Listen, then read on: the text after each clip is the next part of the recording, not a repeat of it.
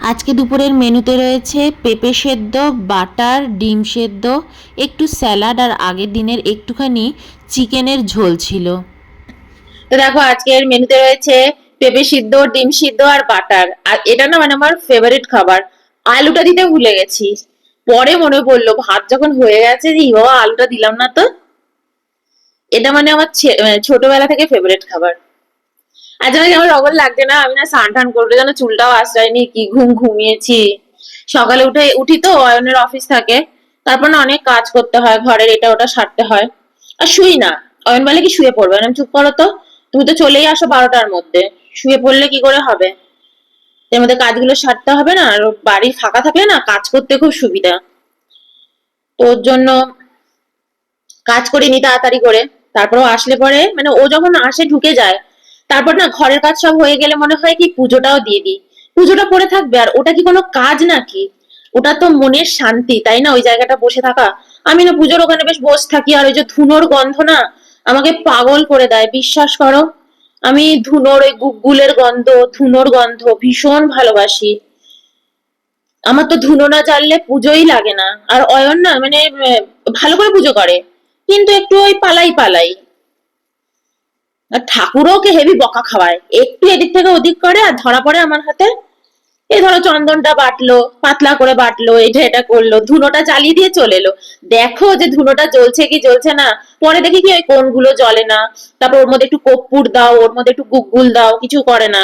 খুব তাড়াহুড়ো করে ও। তো এই কারণে আমি পুজোটা খুব শান্তিতে করেছি। করিও যখন অফিস যায় দেরি করে বাড়ি ফেরে। আর আমার যদি সব কাজ মোটামুটি হয়ে যায়, আমি তো ঠাকুরকে বলি আমাকে আরো এনার্জি দাও, যাতে আমি আরো কাজ করতে পারি। আমার কাজ করতে খুব ভালো লাগে, আমার বসে থাকতে ভালো লাগে না। তো যাই হোক, সেই সব কাজ ছেড়ে ঠেলে না ঘুমিয়ে পড়েছি। কেমন লাগছে গো পেঁপে সিদ্ধ দিয়ে? আর এই ডিমগুলো না হেভি খেতে লাগে, এগুলো হচ্ছে সেই লাল লাল ডিম। কিন্তু এটা ওই ডিম, তোমার ওই ডবল কুসুম নয়। তো চলো, ডিমটা মেখে নিয়েছো? উম এই দেখো কুসুমটা, কুসুমটা দেখো কি সুন্দর লাল একদম, ভাল লাগে। হুম। হুম। খুব ভালো লাগছে।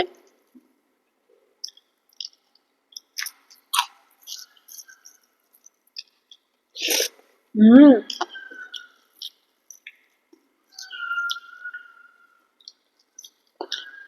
আমি তো ঘুমিয়ে নিয়েছি,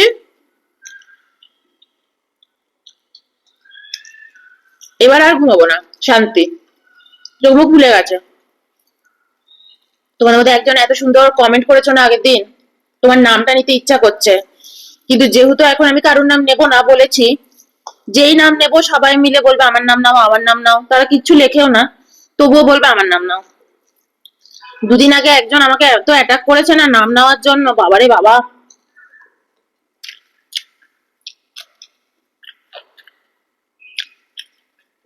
তুমি এত ভালো কমেন্টে লিখেছো।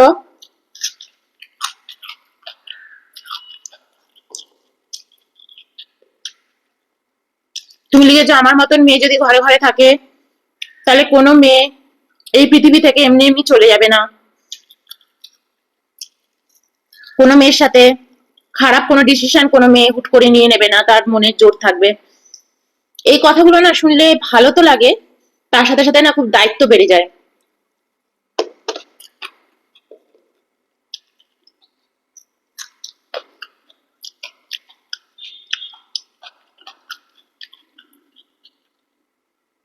আমি তো কোনো বই থেকে কোট তুলে তুলে তোমাদের সাথে গল্প করি না, যে বইয়ের কোট তুলে তুলে গল্প করলাম, বাণী বললাম এখানে বসে।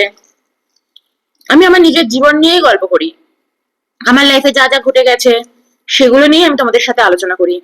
তোমরা এরকম ধরনের কমেন্ট করো না, খুব দায়িত্ব বেড়ে যায় গো।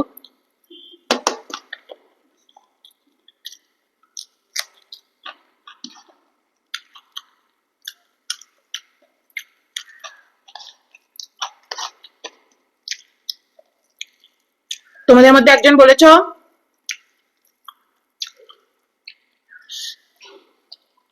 ওই যে আগের দিন বলেছিলাম যে তোমার কি যেন বলেছিলাম, হ্যাঁ, বিয়ে বাড়িতে মাছ খেয়েও মাংস খাই, মানে আমার ছোট মামা মাছ মাংস এগুলো খেত, কিন্তু ঝোলটা খাওয়া উচিত নয়, ঝোলটা খেত না।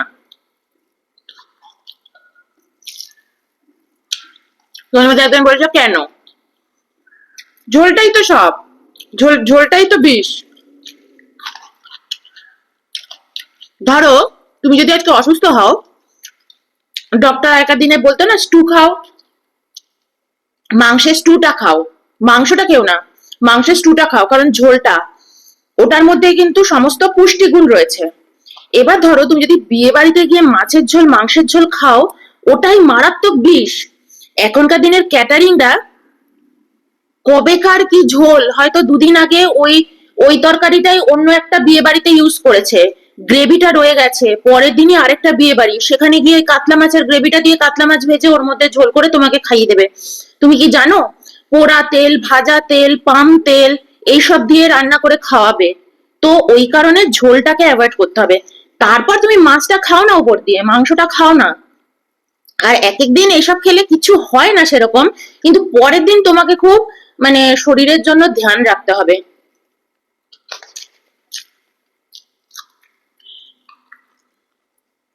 আমরা যখন ছোট ছিলাম, আমার ছোট মামা আমাদেরও বলতো খাবি না ঝোল, খাবি না ঝোল, খাবি না, বিয়ে বাড়িতে গেলে কি খাস, কিন্তু তখন তাও ভালো ছিল। এখন তারও প্যাথেটিক। তুমি ধরো তোমার বাড়িতে একটা অকেশন হলো, তুমি প্লেট অনুযায়ী 1000 টাকা করে এক একটা প্লেটের টাকা দিয়ে দিলে। তুমি জানো কি মাল আনছে, কি তেল ইউজ হচ্ছে, ওরা অন্য জায়গা থেকে রান্না করে এনে জিনিসটা তোমাকে দিয়ে দেবে। প্রত্যেকটা গেস্টকে ভেবে ভেবে একটা একটা একটু একটু একটু করে সার্ভ করবে। কেউ পেট ভরে ভালো করে খেতে পর্যন্ত পারবে না, বাজে বাজে ওই জিনিসগুলো সার্ভ করে খাইয়ে দেবে লোককে, তাই না? তোমার পয়সার পর পয়সা যাবে। আগেকার দিনে কি হতো, বাড়িতে কোনো অনুষ্ঠান হলে ঠাকুর আসতো, তুমি কাঁচা মাল কিনে দিতে, বাড়িতে বসে ঠাকুর রান্না করতো, সবাই পেট ভরে ভরে খেত, তাই না? আমাদের ছোটবেলায় আমার মাসিদের বিয়ে হয়েছে, অনেকের বিয়ে হয়েছে, আমরা ছোটবেলায় ফিশ ফ্রাই খেয়েছি, এটা ওটা নিয়ে খেয়েছি, কেউ কোনোদিনও হিসেব করতে যায়নি। এখনকার দিনে হবে, দুটো রসগোল্লা খেলেও তাকিয়ে থাকবে লোকে তোমার দিকে। হুম, ক্যাটারারের লোকেরাই তাকিয়ে থাকবে হা করে। ওরা শুধু চাইবে তোমার টেস্টটা, জিভ জিভ, ওটা যেন তোমার ভালো লাগে, যাতে ওরা আরো কয়েকটা অর্ডার পায়। তোমার শরীর স্বাস্থ্যের কথা কি ওরা ভাববে? তাই একদিনে ছোট মামা, অয়নের জেঠু, ওদের দেখতাম ওরম খেত। ধরো আমাদেরও ওরা বলছে, ধরো আমাকে ছোট মামা বলছে, এই কি খাইস তুই, ওগুলো খাবি না, এমনি খা, ডাল দিয়ে ভাত দিয়ে খেয়ে উঠে যা। এই ছোট মামাটা কোথায় রে, বিয়ে বাড়িতে গেলেই বলতাম ছোট মামাটা কোথায় রে, একদম যেন ধারে কাছে না আসে। আগে খাবো, আমরা 7 দিন আগে থেকে ভাবতাম বিয়ে বাড়ি আসছে না, কি কি খাবো, কি কি করবো, শুধু খাওয়ার কথাই ভাবতাম, কি কি মেনু হবে রে, জানিস তোরা কিছু খোঁজ পেয়েছিস?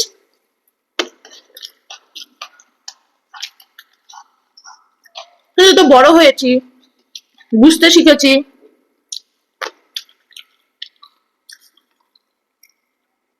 তারপর কি বলতো, তোমার না নিজেকে না খুব ভালোবাসতে হবে, খুব ডেডিকেশন দরকার, ঠিক আছে? এমনি এমনি হবে না গো। আমি 10 বছর হয়ে গেছে রাস্তায় দাঁড়িয়ে ফুচকা খাই না, 10 বছর। এত সোজা না। একটা সময় আমাদের বাড়ির সামনে দিয়ে ফুচকা গেলে আমি 30টা করে ফুচকা খেয়ে নিয়েছি, কলেজের সামনে দাঁড়িয়ে কম্পিটিশন করে 30-40টা ফুচকা খেয়েছি বন্ধুদের সাথে। সেই মেয়ে, 10 বছর হয়ে গেল রাস্তায় দাঁড়িয়ে ফুচকা খাই না। তো ওই টক জল, ওই ওই জল আমার দেখলেই অস্বস্তি হয়, আমার কোনো লোভই হবে না, কোনো লোভই হয় না। আমি ঘরে ফুচকা বানিয়ে খাই।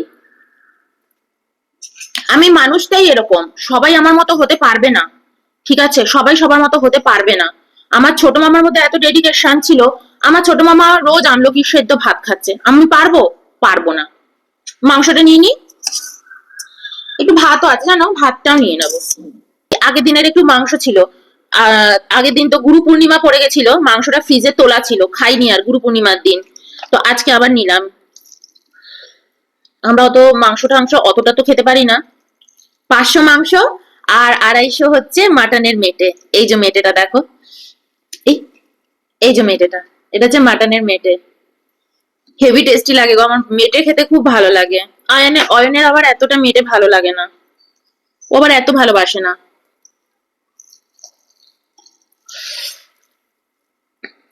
এই দেখো মেটে, মাটনের মেটে খেতে হেভি লাগে না? হম। আর একটা লঙ্কা নিয়ে এলাম।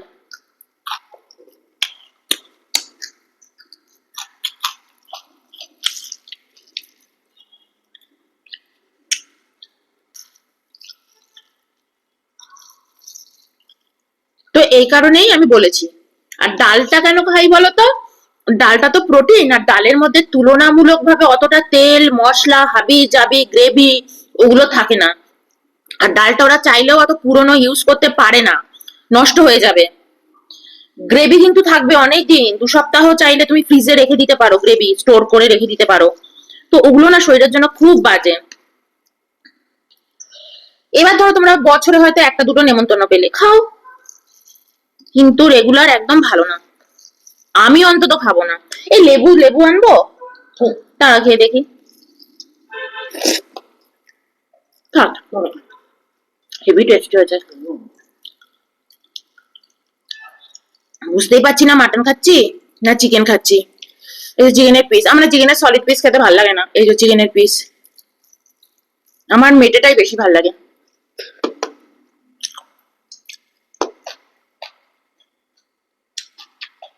অনেক একটু চিকেন খাই, না খাবো না, বেশি হয়ে যাবে। আমি তো অনেক পিছনে লাগি মাঝে মাঝে।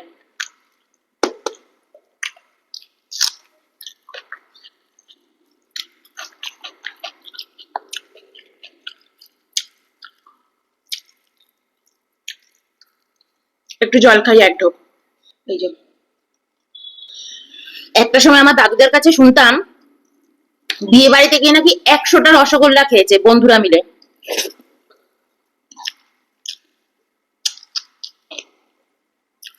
এখন সম্ভব বলো? যাদের বাড়ি অকেশন না পিটিয়ে তাড়িয়ে দেবে।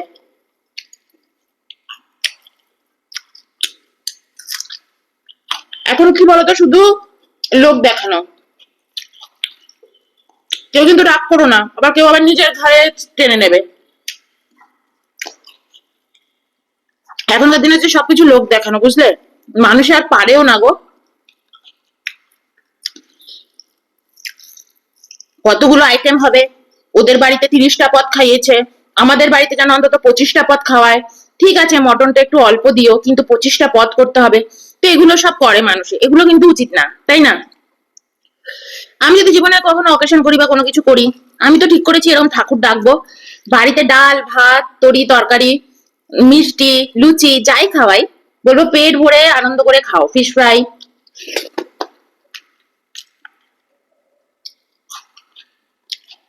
তোমার বিয়ের কথাটা বলো, কোথায় খাইছিল? তো আমি কখনো পদ দেখবো না যে 30টা পদ, আমি 10টা পদ খাওয়াবো, মন ভরে পেট ভরে ভালো খাবার খাওয়াবো। আর ওই ক্যাটারিং এনে তো খাওয়াবো না, ক্যাটারিং কে বলবো সার্ভ করতে, ঠাকুর ডেকে রান্না করে খাওয়াবো, তেল মশলা সব এনে দেবো। এরম যারা এখন করছে তারাই বেস্ট।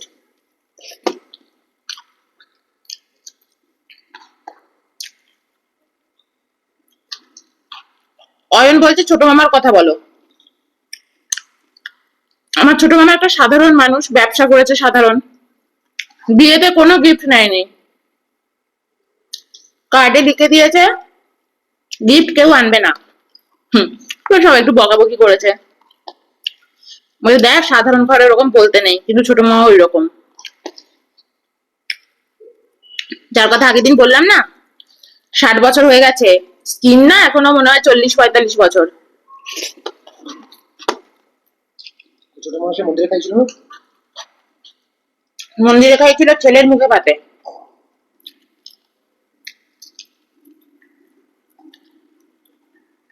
আমার ছোট মামাটা ওরকম, আর লোক দেখানো পছন্দ করে না, আমাদের বাড়িতে কেউই না। কেন অয়নদের বাড়িতেও তাই। আমার যে বড় ননদের বিয়ে হয়েছে, যার কথা আগের দিন বললাম, জেঠু সেজে জেঠুর মেয়ে,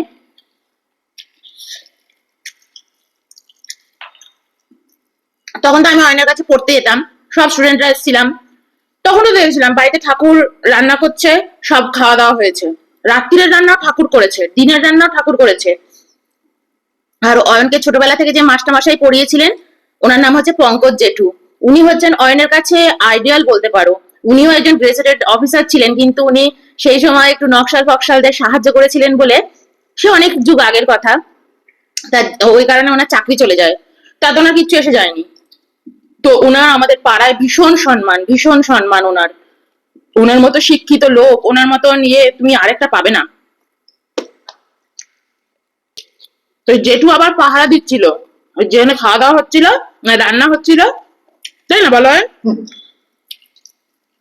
ওই জেঠুর কাছে আবার দায়িত্ব দেওয়া হয়েছিল। অয়নের সেজে জেঠু আবার পঙ্কজ জেঠুকে বলেছিল, পঙ্কজ দা দেখবেন তো ঠাকুর যেন ঠিকঠাক রান্না ঠান্না করে।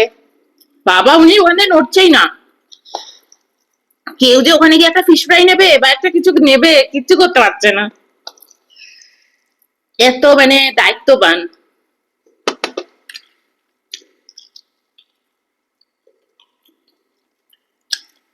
তখন দিনকালই না আলাদা ছিল জানো তো। আমার দিদি ভাইয়ের বিয়েতেও ঠাকুর ডেকে রান্না হয়েছিল, ক্যাটারিং দিয়ে সার্ভ হয়েছিল, ভাড়া বাড়িতেই হয়েছিল। আর অয়নের বোনের বিয়ে তো নিজের বাড়িতেই হয়েছিল, মাঠ ফাট আছে ওখানে সামনে, কোনো অসুবিধা হয়নি।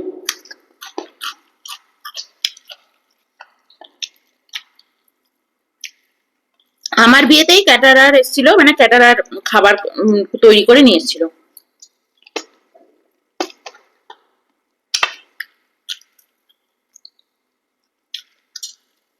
এখন শুধু পয়সাই যায় মানুষের, কোথায় খাওয়া দাওয়া।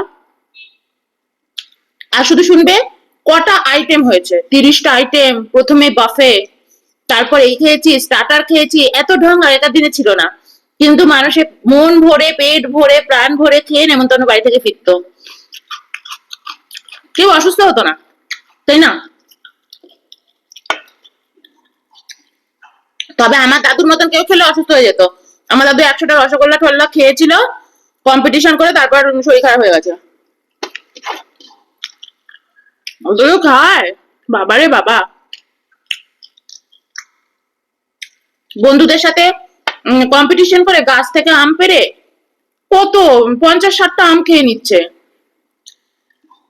শুনলেও তো ভয় লাগে। এখন অভাব, এখন দুটো রুটির জায়গায় 3টে রুটি লোকে খেলেও বলবে বাবা এতগুলো খান আজকের যুগে বসে, খান কি করে এতগুলো যখন এত চারদিকে অভাব। আরে অভাবটা কেন সেটা আগে মেটা, এত জনসংখ্যা বাড়ছে সেটাকে কন্ট্রোল কর। তখন লোক কম জিনিস বেশি, এখন জিনিস কম লোক বেশি। ভুল বলছি? চাষের জায়গায় বাড়িঘর হয়ে যাচ্ছে, এত লোক বেড়ে যাচ্ছে। তো চলো, বাই।